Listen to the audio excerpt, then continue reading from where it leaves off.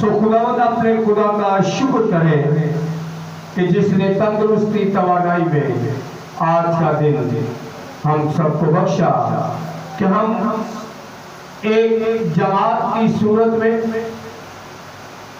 इकट्ठे मिल बैठकर खुदा के पाक मकाम में उसकी पाक हजूरी में आए और उसके जिंदा और मुकद्दस कलाम को सुने।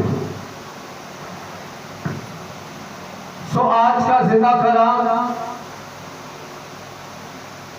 ज़िक्रिया नबी का सहीफा, उसका नामा बाप और नामी आयते मुकद्दसा। ज़िक्रिया नबी का सहीफा, उसका नामा बाप, नामी आयते मुकद्दसा। खुदावंद यीशु मसीह के आने से पहले की ये पेश हुई जो ये साया की किताब में भी है,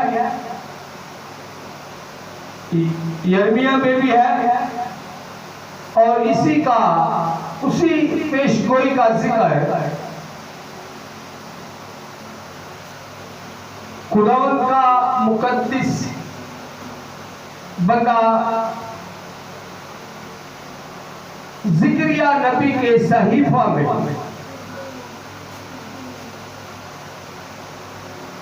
इस बात को सामने रखता है। सो गौर कीजिएगा कि खुदावंद यीशु मसीह किस तरह गालिब आता है, क्योंकि उसका फरमान है कि मैं अबतरी का नहीं अमन का खुदा हूं। मैं अबतरी का नहीं अमन का खुदा हूं।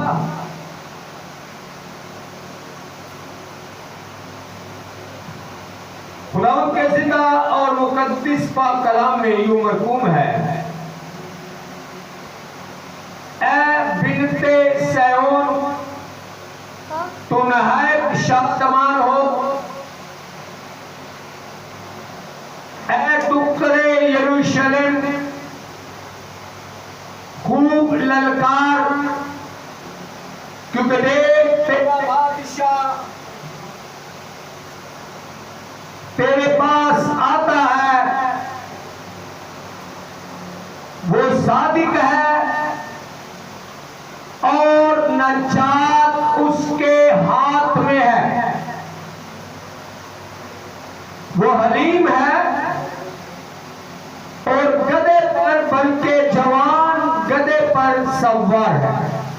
खुदावंद के जिंदा और मुकद्दस कलाम के पढ़े और सुने जाने पर खुदावंद की बरकत। जिंदा कलाम के अंदर मुख्तलिफ अंबिया ने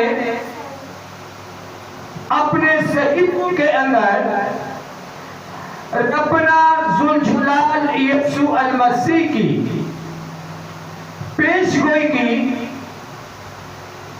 इस बात की गवाही दी कि गालिब आने वाला, कुदरत रखने वाला,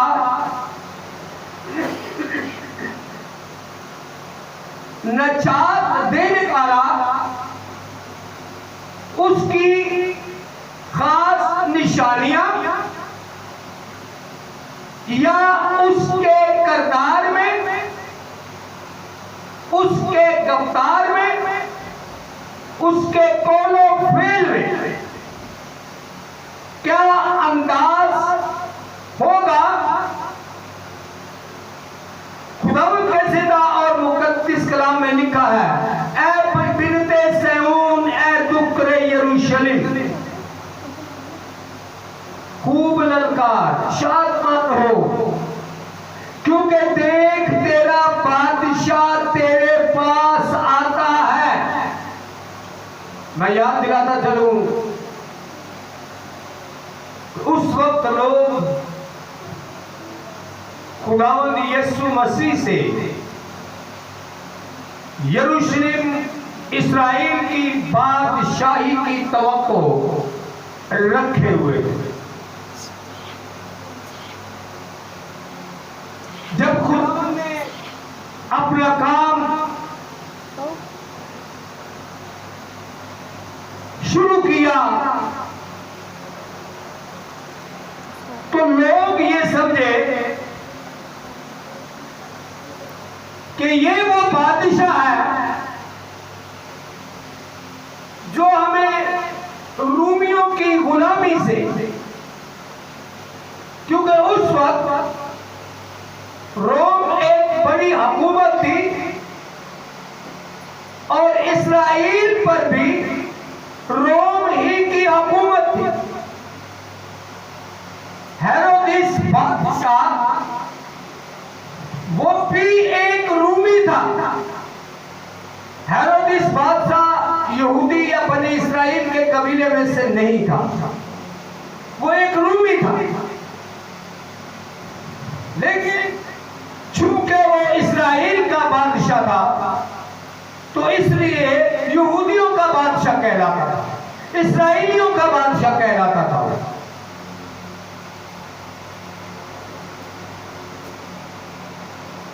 कलामे खुदा में इन पेशगोइयों को सामने रखते हुए भी, क्योंकि देख तेरा बादशाह तेरे पास आता है, वो सादिक है, वो सादिक है, वो और नजात उसके हाथ में है। वो सादिक है और नजात उसके हाथ में है। बनी इस्राएली इस बात की तवक्को रखते थे कि ये कौन सी नजात हमें दिलाएगा। चूंकि वो गुलाम थे, इस्राएल पर रोम की हुकूमत थी, बनी इस्राएल यहूदी सब रोम के गुलाम थे। इसलिए उन्होंने अपने इस ईमान को तकवीयत दी कि ये हमें रोम के जुल्म और सितम से, रोम की गुलामी से हमें ये आजाद करवाएगा, नजात देगा। और वो नजात, जिस नजात की वो तवक्को रखते थे, रब्बना ज़ुल जलाल यीशुअल मसीह उस नजात के लिए नहीं बल्कि हमेशा की नजात देने के लिए दुनिया में आया।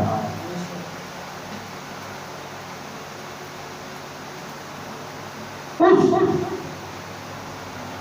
बदनी जिस्मानी दुनियावी नजात की, उस गुलामी की नजात की अगर बात होती तो फौजों के साथ सामने आता, घोड़ों के साथ सामने आता, तलवारों के साथ सामने आता, क्योंकि रोम एक बड़ी फौज थी।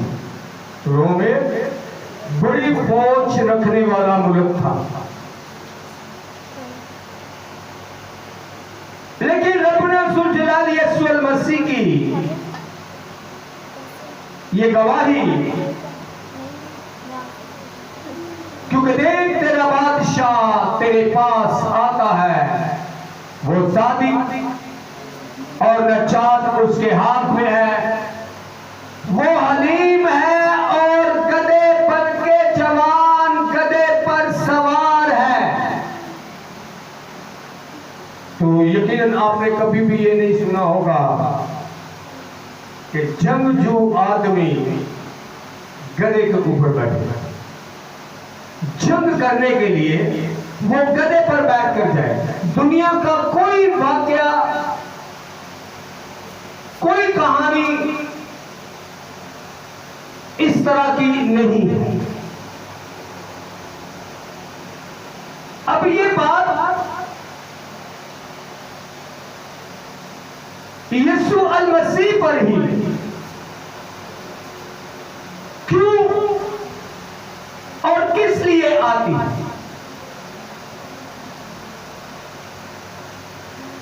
खुदावंद यीशु मसीह सलीबी मौत से पहले जब शागिर्दों से इस बात को बयान करते हैं कि अब मेरा यरूशलेम जाना जरूर है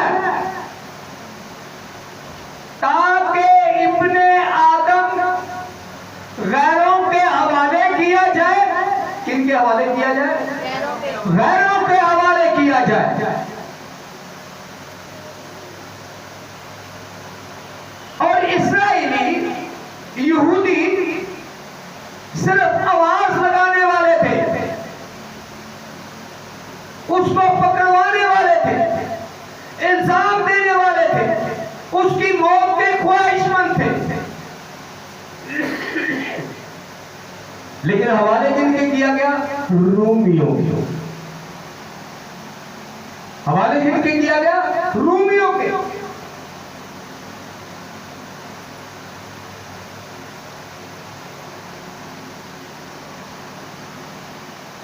जब रूमी गवर्नर 35 परातूस के हवाले किया जाता है,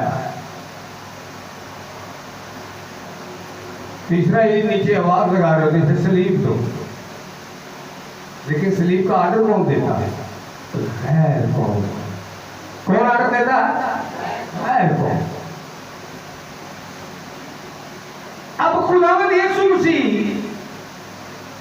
अपनी जुबान मुबारक से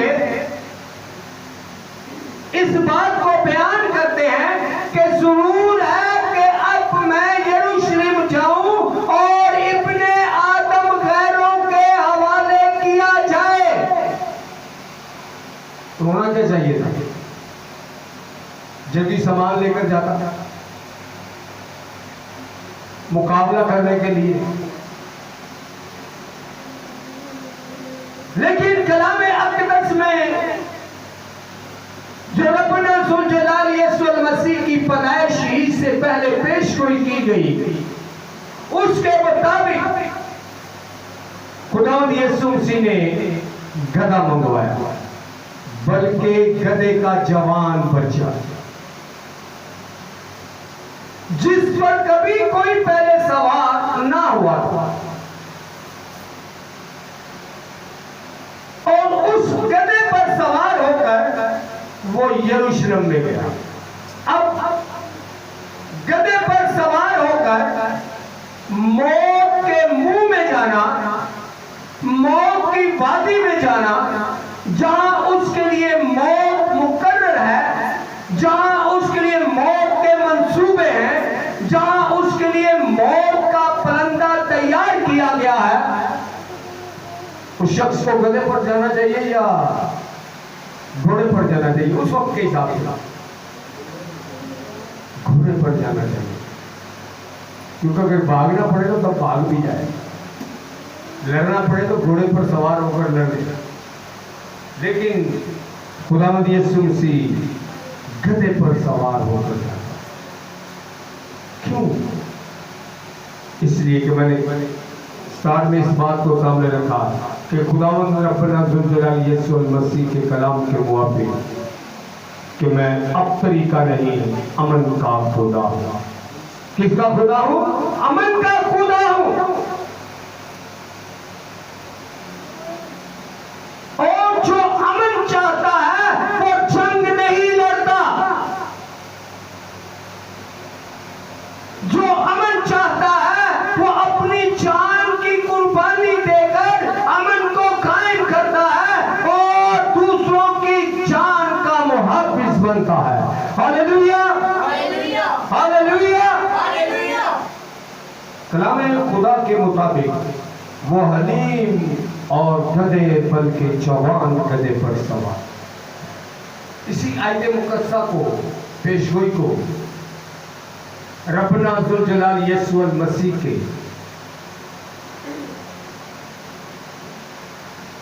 फरमान के मुताबिक, उसकी मुबारक जुमा के मुताबिक जब हम मत्ती रसूल की अंजील में देखते हैं तो लिखा है, ऐ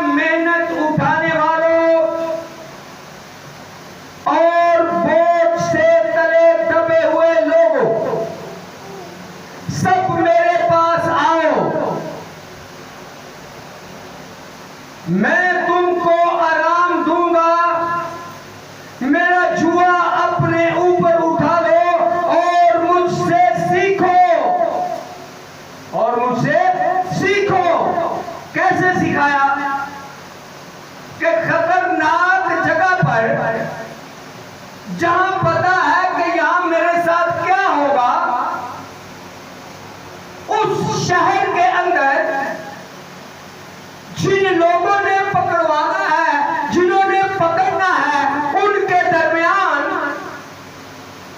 वो घोड़े पर सवार होकर नहीं, तलवारों के साथ नहीं, नेज़ों के साथ नहीं, बल्कि खाली हाथ गधे पर बैठकर उनके दरमियान आता। हालेलुया।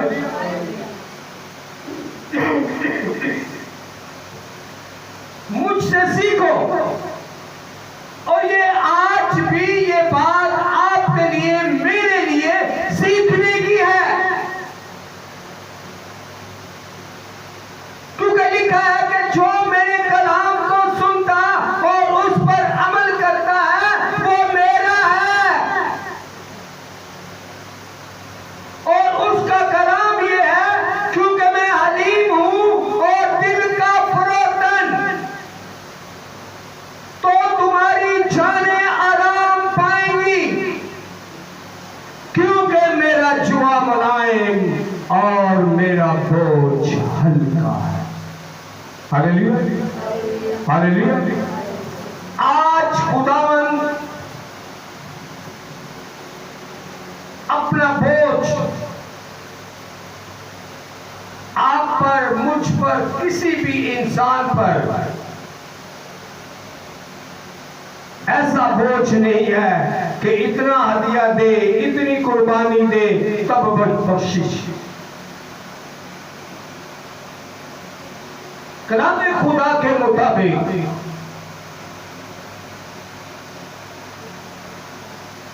हम ईमान रखते हुए, इकरार करते हुए उस बोझ को अपने ऊपर नहीं लेते, उस बोझ को नहीं उठाते, जिस बोझ के लिए रब्बना जुल जलाल यसु अल मसीह का फरमान है कि मेरा बोझ हल्का है। असि चुकते ही नहीं गए, सानू के नहीं पता लगेगा कि हल्का है कि भारी भारी। उठाएंगे तो पता चलेगा। जुआ अपने ऊपर लेंगे तो पता चलेगा कि ये खुरदरा है, जिस्म को काटेगा, या ये मुलायम है, तब पता चलेगा।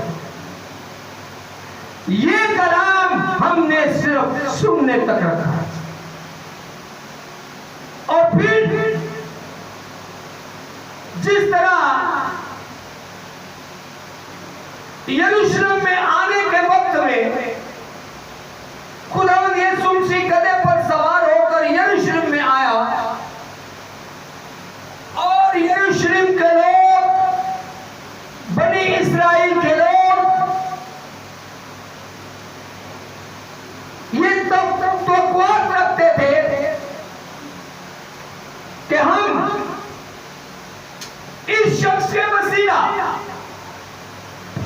ये बादशाह बनेगा, क्योंकि इसकी बातें हक और इंसाफ पर मबनी है, ये सच बोलने वाला है, ये हमारे लिए लड़ेगा, ये हमें हम यहूदियों, बनी इस्राएलियों को रूमियों की गुलामी से निजात दिलाएगा। आज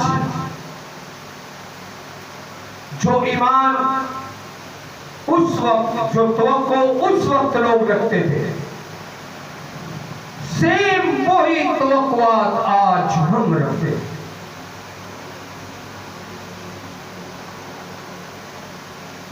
हम इस कलाम को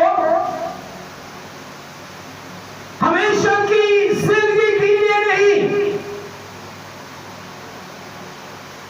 हम उसके कलाम को नजात के लिए नहीं, बल्कि अपनी जरूरतों, अपनी सहूलतों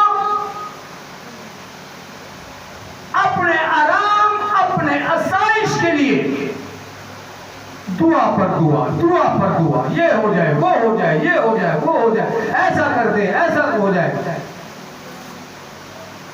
क्या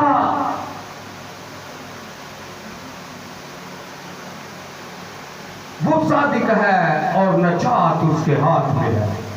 क्या जो नजात उसके हाथ में है? गौर कीजिएगा अपने अपनी जिंदगियों पर, घरानों पर, दुआओं पर। जो नजात उसके हाथ में है, उस नजात के लिए जब से मैंने होश संभाला, जब से मैंने खुदा को कबूल किया, जब से मैंने खुदा के साथ अपना रास्ता किया, जब से मैं उसकी कुर्बत में आया, क्या कितनी दफा मैंने नजात और उस आसमान की बादशाही के लिए दुआ की। बात गौरतलब है कि नहीं? उस वक्त जब वो गधे पर सवार यरूशलेम में आए, लोग रोमियों की गुलामी से नजात की तवक्कुआ करते थे। आज हमारा खुदा बरकत देने वाला खुदा, और वो बरकतें हम मांगते हैं जो इस दुनिया पर रह जाएंगे। अगर बिल्डिंग बन जाएगी तो नाल नहीं किसे लेके जाएगी? गड्डियां 2 या 4 हो जाएंगियां, 4 व्हीलर जमा कर दे, हर बंदे की बखरी बखरी 4 व्हीलर, नाल तो नहीं लेके जाता कोई। जो साथ लेकर जाना है उसके लिए ना कलाम पर गौर, जो साथ लेकर जाना है ना उस पर ध्यान, जिस राह से वहां तक पहुंचना है ना उस राह की तलाश। अपने काम पूरे हो जाते और रात से शुरू हो जाते हैं। अपने काम पूरे हो जाते, शादी हो गई, बच्चे हो गए, घर बन गया, नौकरियां लगे, रिटायरमेंट आ गई, तो फिर काम बच्चों को फलाने स्कूल च पढ़ाना, इन्नी तालीम दवानी, ऐनू कराना, खुदा बस कामयाब, खुदा ने बड़ी बरकत दी। खुदारा आज इस बात पर गौर करने की जरूरत है, जिस लिए वो यरूशलेम गधे पर सवार होकर आया, क्या वो नजात मेरे पास है? क्या वो दरवाजा जो दुल्हा बारात के आने पर बंद हो जाता है, क्या मेरे पास वो सहूलत है कि मैं जाऊं और मेरे लिए दरवाजा खुल जाए और मैं जाकर दूल्हे का इस्तेमाल करूं? आज गौर करने की जरूरत है, इस बात पर ध्यान देने की जरूरत है। आज हमारी जिंदगियां, हमारे घराने सेम सेम सेम उसी तरह जिस तरह उस वक्त लोग दुनियावी नजात की तवक्को रखते थे, हम आज उसी तरह दुनियावी आराम, सहूलत, आसाइश, आराम, अच्छा मकाम, अच्छा वकार। लेकिन यहाँ कलामे खुदा में रब्बना ज़ुल जलाल यीशु मसीह का फरमान है, मेरा जुआ अपने ऊपर उठा लो और मुझसे सीखो, क्योंकि मैं हलीम हूं और दिल का फरोतन, तो तुम्हारी जानें आराम पाएंगी। क्या सीखने का बोल रहा है? क्या चीज सीखने की फरमा रहा है? मैं हलीम हूं,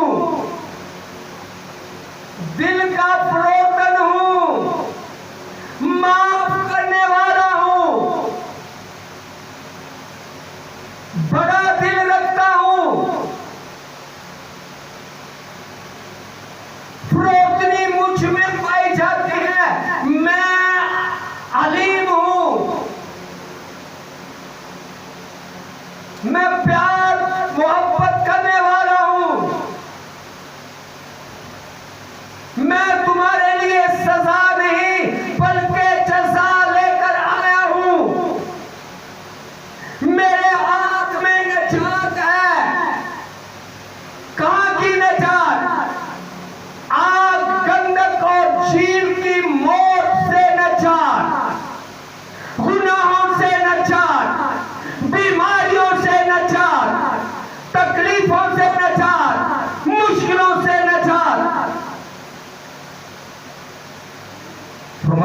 मुझसे सीखो, मैं क्या हूं?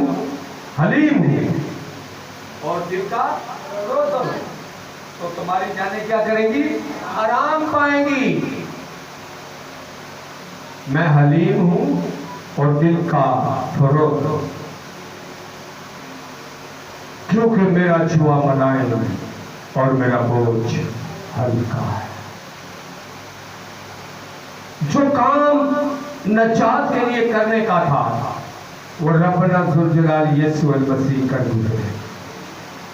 आज आपको मुझको उस नजात को हासिल करने के लिए उसके कलाम की तरफ ध्यान देने की जरूरत है। आज जो वो मुझे सिखाना चाहता है, वो हलीमी सिखाना चाहता है, वो सुलह सिखाना चाहता है, वो ताबेदारी सिखाना चाहता है, वो फरमाबरदारी सिखाना चाहता है। इसलिए फरमाता है कि मैं हलीम हूं। गत्समनी बाग में जब दुआ के लिए सलीबी मौत से पहले रात के वक्त जाते हैं तो रब्बना ज़ुल-जलाल यीशु मसीह यूं फरमाते हैं कि ऐ बाप, अगर हो सके तो ये प्याला मुझसे टल जाए। क्यों है क्या? पहले भी मेरे लिए मनसूबा तैयार किया था, लेकिन अगर हो सके तो ये प्याला मुझसे टल जाए, लेकिन मेरी नहीं बल्कि तेरी मर्जी पूरी हो। Hallelujah, hallelujah, hallelujah. मेरी नहीं बल्कि तेरी मर्जी पूरी हो। आज हम अपने माँ बाप को क्या कहते हैं? दुनियावी तौर पर ही देते हैं। बाबा हम क्या देते हैं? ऐ ही है, ऐ ना होया तो ऐज नहीं होना। उसने कहा मेरी नहीं तेरी मर्जी पूरी हो। दिल का फरोतर, इतना कुछ होने के बाद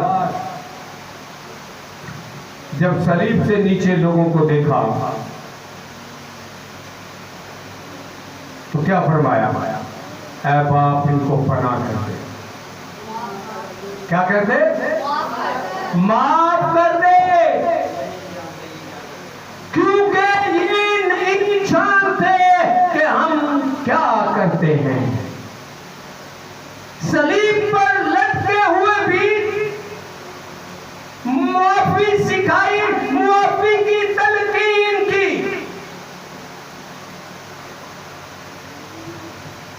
आज हम नजात के दावेदार, दुआ पर दुआ,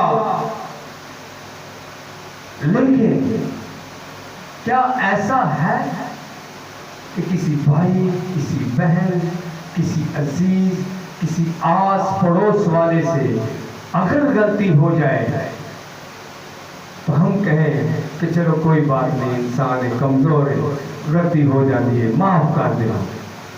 ये होया कि अकल काम नहीं सिखा रही, इन्हें दिमाग ने काम नहीं किया, इन्हें जानबूझ के मैंने नुकसान पहुंचाया है। हमारी हलीमी और फिर कर शाम को दुआ करके के सानू बरकत दे।